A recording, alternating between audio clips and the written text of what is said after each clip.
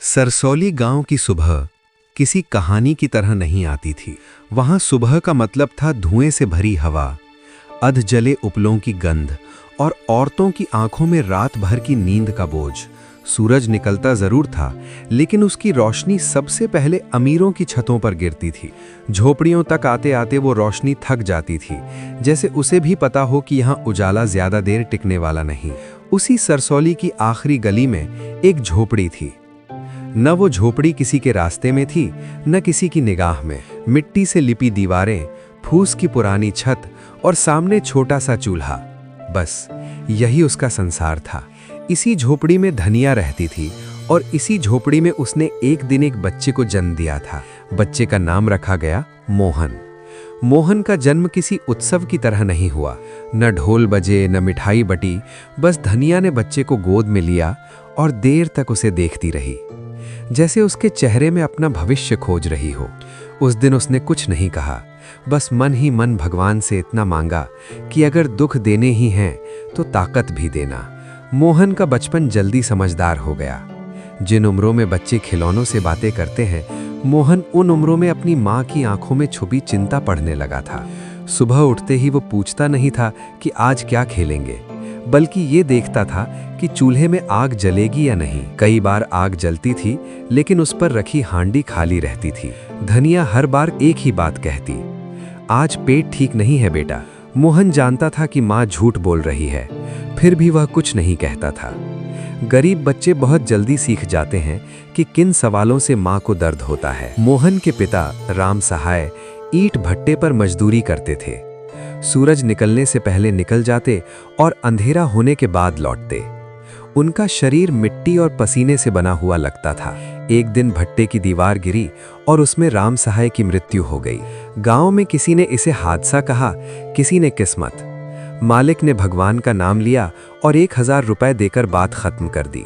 उस दिन मोहन ने पहली बार देखा कि मौत भी अमीर गरीब देखकर आती है। अमीर मरता है तो शोर होता है, गरीब मरता है तो चुप्पी। राम सहाय के जाने के बाद झोपड़ी और छोटी लगने लगी। रातें लंबी हो गईं और धनिया की चुप्पी गहरी। मोहन अब बच्चा नहीं रहा था। वह स्कूल जाने लगा, क्योंकि धनिया को लगता था कि पढ़ाई शायद उसे उस झोपड़ी से बाहर निकाल ले। सरकारी स्कूल की इमारत पुरानी थी, लेकिन वहां मोहन को सपनों की पहली झलक मिली। किताबें पुरानी थीं, लेकिन अक्षर नए लगते थे। बस एक कमी थी, उसके पैरों में जूते नहीं थे। एक दिन मास्टर ने टोका, बच्चे हंसे और पीछे से किसी ने ताना मारा। वो आवाज राघव ठाकुर की थी, गांव के सबसे अमीर आदमी का बेटा। राघव की हंसी में ताकत थी। वह हंसता था क्योंकि उसे पता था कि उसके पीछे पैसा खड़ा है। धनिया उसी अमीर आदमी हरदेव सिंह ठाकुर की हवेली में काम करती थी। एक दिन मोहन भी उसके साथ चला गया। हवेली बड़ी थी, लेकिन वहां की हवा भारी थी। हरदेव सिंह ने मोहन को देखा, ऊपर से नीचे तक परखा और हंस दिया। उसके शब्द तीर की तरह थे, सीधे जाकर मोहन के सीने में लगे। उस दिन सबके सामने कहा गया कि गरीब कभी बराबरी नहीं कर सकता। उस दिन ये भी कहा गया कि ठाकुर की बेटियां किसी गरीब के घर नहीं जाएंगी। मोहन ने कुछ नहीं कहा, वह चुप रहा। लेकिन चुप्पी हमेशा कमजोरी नहीं होती। कई बार वही चुप्पी भीतर आग बना लेती है। उस रात झोपड़ी में माँ और बेटा देर तक जागते रहे।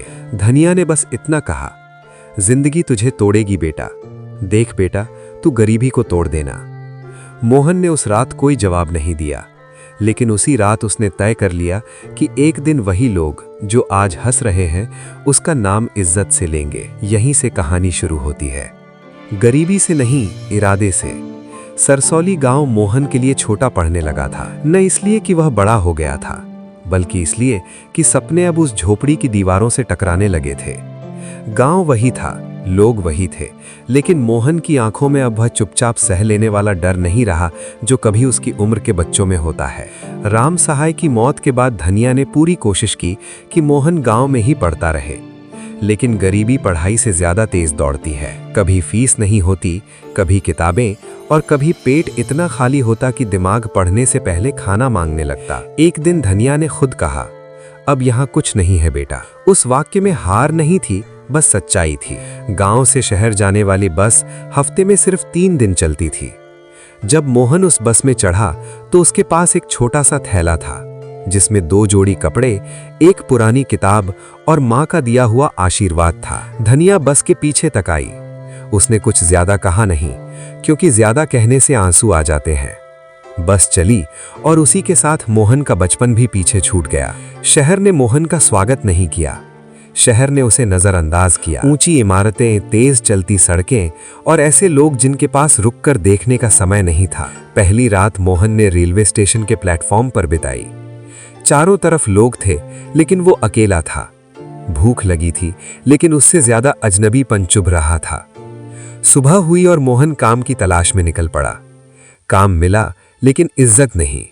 कभी होटल में बर्तन, कभी ढाबे पर झाड़ू, कभी किसी दुकान पर बोझा उठाना। दिन भर काम, रात को थकान और पेट में आधी भूख। कई बार ऐसा होता कि मोहन आधा पेट खाना खाकर सो जाता, क्योंकि पैसे बचाने होते थे। वो जानता था आज नहीं बचाए तो कल काम भी नहीं मिलेगा। दिन बीतते गए। मोहन के हाथ सख्त होने लगे, पीठ झुकने लगी और आंखों में एक अजीब सी गहराई आने लगी। वह अब बच्चा नहीं दिखता था। वह एक ऐसा आदमी बन रहा था जिसे हालात ने जल्दी बड़ा कर दिया हो। शहर में कोई किसी का नहीं होता, ये बात मोहन ने जल्दी सीख ली। एक दिन होटल के मालिक ने बिना वजह उसे काम से निकाल दिया। कारण बस इतना था, नया लड़का मिल गया है। उस दिन मोहन देर तक सड़क किनारे बैठा रहा।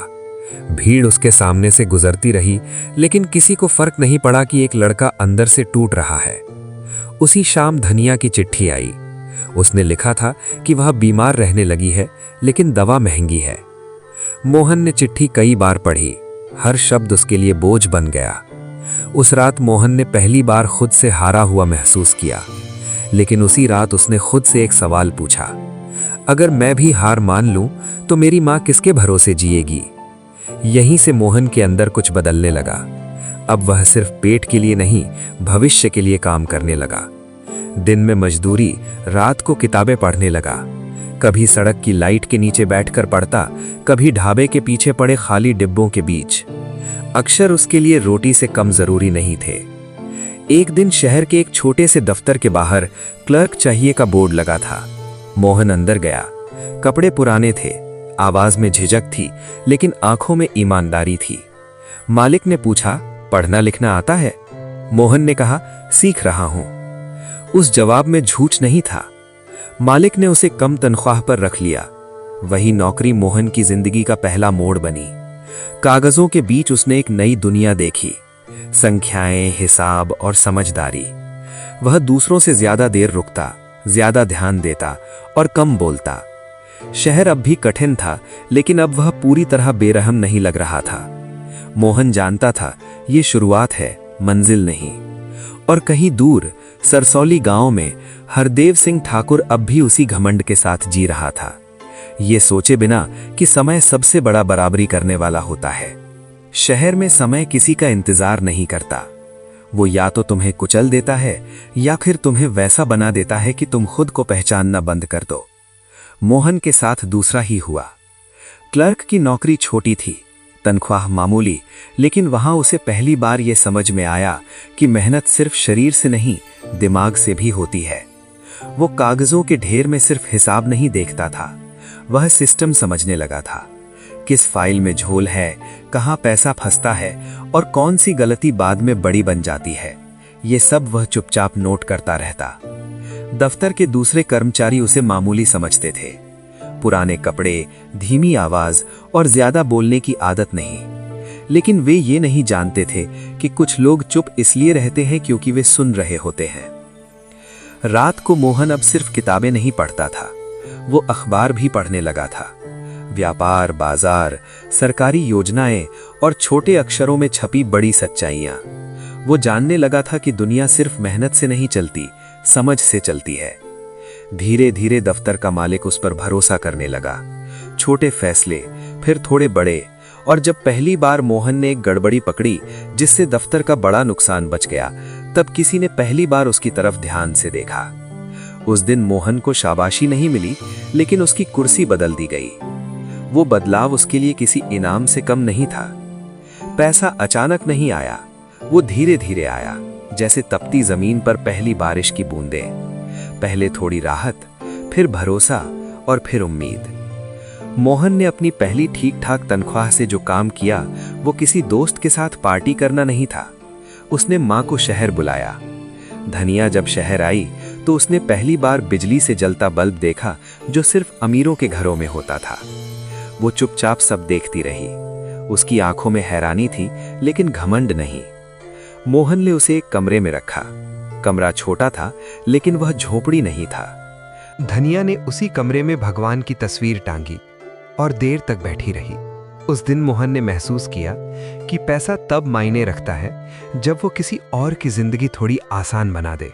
समय के साथ मोहन ने नौकरी बदल ली, फिर एक और। हर बार जिम्मेदारी बढ़ी, अनुभव बढ़ा और नाम थोड़ा थोड़ा बनता गया। अब लोग उससे सलाह पूछने लगे थे, वही लोग जो कभी उसे देखकर हंसते थे। एक दिन किसी ने कहा, तुम खुद का काम क्यों नहीं शुरू करते? वो सवाल मोहन के दिमाग में अटक गया। उसने डर के साथ लेकिन पूरे हिसाब के साथ छोटा सा कारोबार शुरू किया। जोखिम था, नींद उड़ती थी, लेकिन अब वो भूखा नहीं था, अब वो तैयार था। पहले साल नुकसान हुआ, दूसरे साल संतुलन बना, तीसरे साल मुनाफा। मोहन ने सीखा कि असफलता अंत नहीं होती, वो तैयारी होती है। इसी बीच एक दिन उसके पास सरसौली गांव से खबर आई, हरदेव सिंह ठाकुर अब पहले जैसा नहीं रहा था। जमीनों पर विवाद, बेटों की गलत आदतें और कारोबार में घाटा। मोहन ने वो खबर चुपचाप सुनी। उसके भीतर कोई खुशी नहीं थी, बस एक अजीब सा सन्नाटा था। अतीत धीरे धीरे वापस लौट रहा था। कुछ महीनों बाद मोहन एक काम से अपने गांव लौटा। वही रास्ते, वही गलियां, लेकिन अब उसकी आंखें बदल चुकी थीं। गांव के लोग उसे पहचान नहीं पा रहे थे। जब वो ठाकुर की हवेली के सामने रुका तो समय जैसे ठहर गया। वही दरवाजा, वही आंगन, लेकिन अब घमंड की चमक फीकी थी। हरदेव सिंह ने मोहन को देखा और कुछ पल बाद पहचाना। पहली बार उसकी आवाज में हंसी नहीं थी। मोहन ने झुककर नमस्ते किया, बस इतना ही। वो बदला लेने नहीं आया था, वो सिर्फ खुद को देखने आया था कि वो यहां से कितना आगे निकल चुका है। समय जब लौटकर आता है तो शोर नहीं करता, वो चुपचाप दरवाजे पर दस्तक देता है और सामने वाले को पहचानने का मौका देता है कि वो कितना बदल चुका है। मोहन जब सरसौली गांव लौटा तो उसे ये एहसास साफ तौर पर होने लगा था कि गांव वही है, लेकिन उसके भीतर बैठा इंसान अब वही नहीं रहा। जिन गलियों में कभी वो नंगे पांव शर्म से सिर झुकाए चलता था, आज उन्हीं गलियों में उसके कदम अपने आप ठहर ठहर कर पड़ रहे थे, जैसे जमीन भी ये समझने की कोशिश कर रही हो कि ये वही लड़का है या कोई और। ठाकुर हरदेव सिंह की हवेली अब भी खड़ी थी, लेकिन उसमें पहले जैसी रौनक नहीं थी। दीवारों पर वही पुरानी दरारें थीं जो पहले भी थीं, पर अब वे सिर्फ मिट्टी की नहीं लगती थीं, वे समय की दरारें थीं। आंगन में पहले जहां आवाजों की गूंज होती थी, अब वहां एक अजीब सी खामोशी पसरी रहती थी। मोहन जब भीतर पहुंचा तो उसने देखा कि हरदेव सिंह की चाल धीमी हो चुकी है। आंखों में वो पुराना घमंड नहीं था, बल्कि एक ऐसी थकान थी जो सिर्फ वही समझ सकता है जिसने जिंदगी को ऊपर से नीचे आते देखा हो। हरदेव सिंह ने मोहन को बैठने का इशारा किया। कुछ पल तक कोई कुछ नहीं बोला। शब्द कई बार जल्दी नहीं आते, खासकर तब जब अतीत बीच में खड़ा हो। फिर हरदेव सिंह ने खुद ही चुप्पी तोड़ी। उसकी आवाज में ना हुक्म था न ताना, सिर्फ एक स्वीकार था, वो स्वीकार जो अक्सर बहुत देर से आता है। उसने कहा कि जिंदगी ने उसे सिखा दिया है कि पैसा हमेशा ताकत नहीं होता और घमंड हमेशा ढाल नहीं बनता। उसने ये भी माना कि उसने कभी कुछ बातें ऐसी कह दी थी जिन्हें समय ने भुलाया नहीं। मोहन ने ध्यान से सुना, वो बीच में नहीं बोला। कुछ जवाब शब्दों से नहीं दिए जाते, वे खामोशी से ही पूरे हो जाते हैं। उसके मन में कोई बदले की भावना नहीं थी। जो आग कभी उसके भीतर जली थी वो अब रोशनी बन चुकी थी। उसे एहसास था कि जिस इंसान के सामने वो बैठा है वो अब वही ठाकुर नहीं रहा जो कभी उसकी माँ को नीचा दिखाया करता था। समय ने दोनों को अपने अपने तरीके से बराबर कर दिया था। कुछ दिनों बाद गांव में ये बात फैलने लगी कि मोहन अब बड़ा आदमी बन गया है। लोग उसके घर आने लगे, हाल पूछने लगे, सलाह मांगने लगे। जिन आंखों में कभी तिरस्कार था अब उनमें उम्मीद थी। और इन्हीं दिनों हरदेव सिंह ने एक दिन मोहन को अपने घर बुलाया। इस बार बातचीत अलग थी। इस बार विषय जमीन या कारोबार नहीं था, बल्कि रिश्ते थे। वे रिश्ते जिन पर कभी हरदेव सिंह ने घमंड किया था। उसने बहुत संभल कर, बहुत सोचकर ये बात कही कि उसकी बेटियां अब बड़ी हो चुकी हैं और वो चाहता है कि वे सुरक्षित हाथों में जाएं। उसने मोहन की तरफ देखा और उस नज़र में पहली बार बराबरी थी, न ऊपर न नीचे, सिर्फ इंसान से इंसान की नज़र। उसने साफ कहा कि अगर मोहन चाहे तो वो अपनी बेटियों का रिश्ता उसी से जोड़ना चाहता है। ये प्रस्ताव नहीं था, ये समय की सबसे बड़ी विडंबना थी। मोहन के लिए वो पल आसान नहीं था। उसकी आंखों के सामने उसकी माँ का झुका हुआ सिर, स्कूल में उड़ती हंसी और हवेली के आंगन में बोले गए वे कड़वे शब्द एक एक करके उभर आए। लेकिन उसी के साथ उसकी माँ का चेहरा भी सामने आया। वही माँ जिसने उसे सिखाया था कि बड़ा आदमी वही होता है जो हालात से ऊपर उठकर देख सके। मोहन ने कोई जल्दबाजी नहीं की। उसने सिर्फ इतना कहा कि रिश्ते मजबूरी या एहसान पर नहीं, सम्मान पर टिकते हैं। अंततः वही हुआ जो समय चाहता था। रिश्ता तय हुआ, लेकिन शर्तों पर नहीं, बराबरी पर। गांव ने पहली बार देखा कि घमंड कैसे सिर झुकाता है और मेहनत कैसे सिर ऊंचा रखती है। जिस मोहन को कभी हवेली के आंगन में खड़े होने लायक नहीं समझा जाता था, आज उसी आंगन में उसका स्वागत सम्मान के साथ हो रहा था। धनिया जब इस सब को देख रही थी तो उसके आंखों से आंसू गिर रहे थे, लेकिन वे आंसू अब दर्द के नहीं बल्कि शांति के थे। ये कहानी यहाँ खत्म नहीं होती। यहाँ बस ये साबित होता है कि गरीबी हालात होती है, पहचान नहीं। और समय अगर उसे ईमानदारी और मेहनत का साथ मिल जाए तो वो सबसे बड़े घमंड को भी झुका देता है। शादी की तैयारियां सरसौली गांव में किसी उत्सव की तरह नहीं बल्कि किसी इतिहास की तरह शुरू हुई थीं। ये सिर्फ दो लोगों के मिलन की बात नहीं थी, ये उस दूरी के मिटने की कहानी थी जो बरसों पहले घमंड और गरीबी के बीच खींच दी गई थी। जिस गांव ने कभी मोहन को नंगे पांव, झुके सिर और दबे शब्दों के साथ देखा था, वही गांव अब उसे सीधा खड़ा, शांत और ठहरा हुआ देख रहा था। लोग फुसफुसाते थे, लेकिन उन फुसफुसाहटों में अब ताने नहीं थे बल्कि हैरानी थी कि समय कैसे किसी इंसान को वहां पहुंचा देता है जहां कभी खड़े होने का हक भी नहीं दिया गया था। हरदेव सिंह ठाकुर इस शादी में सबसे ज्यादा बदले हुए नजर आ रहे थे। वही आदमी जिसकी आवाज कभी पूरे आंगन पर ही नहीं बल्कि पूरे गांव पर हुक्म बिजली की तरह गिरती थी, अब वो धीरे बोलता है, जैसे हर शब्द तौल कर निकाल रहा हो। उसे पहली बार यह एहसास हो रहा था कि इज्जत खरीदी नहीं जाती, वो कमाई जाती है। और वो कमाई जमीन या पैसे से नहीं बल्कि चरित्र और धैर्य से होती है। जब वो गांव वालों के सामने मोहन के परिवार के लिए सम्मान से खड़ा हुआ तो बहुतों को यकीन नहीं हुआ कि यही वही ठाकुर है जिसने कभी खुलेआम कहा था कि उसकी बेटियां किसी गरीब के घर नहीं जाएंगी। धनिया के लिए ये सब किसी सपने जैसा था।